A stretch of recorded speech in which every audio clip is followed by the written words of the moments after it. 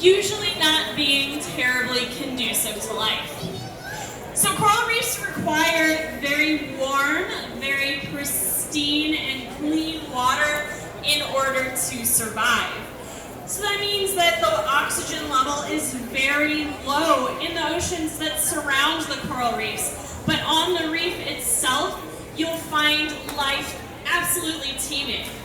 In fact, about 1/4 of all known marine species live here on these reefs at some point in their lifetimes.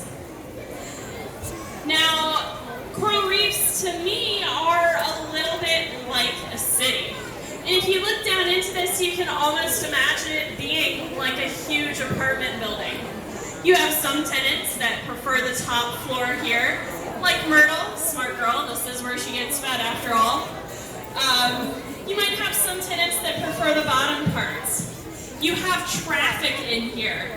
Just watch some of the little grunts, these little yellowfish zipping around the tank as fast as they can.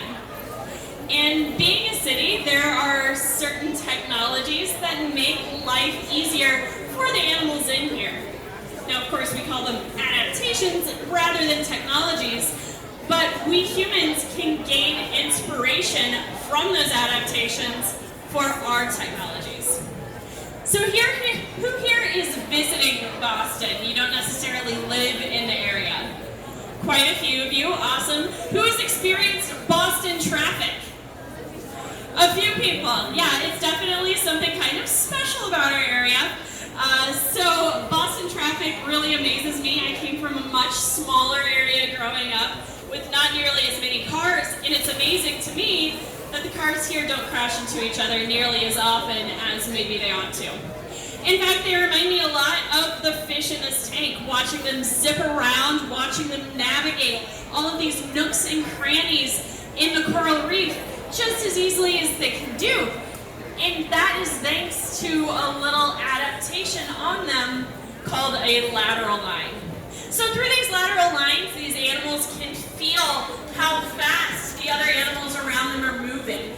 They can feel where the reef is, where the walls of the tank are, and they can navigate and adjust their speed and move in ways that just looking at another animal without a lateral line, like our turtles, they can't quite do. So imagine if we had that technology on our vehicles. In fact, we do in some ways. If you have or have been in a car with side collision detection, it's possible that was inspired by fish with their lateral lines. I know that there is at least one example of a side detecting robot that was kind of built as a prototype for this technology. And the engineer said he got the inspiration from watching fish at his local aquarium. So how cool is that? Just watching the way that the animals in here move can be a great way to improve our lives. Now let's look at the way another animal in here moves. Take a look at Myrtle here. As I said earlier, she's about 535 pounds, but she can get into some pretty interesting places on our coral reef here, and she never gets stuck. She always wedges herself in perfectly and gets unstuck perfectly. Now think about the kinds of vehicles that we use to explore the ocean. Submarines, submersibles, remotely operated vehicles. Think about how those vehicles can get in and out of cramped spaces just as easily as Myrtle can.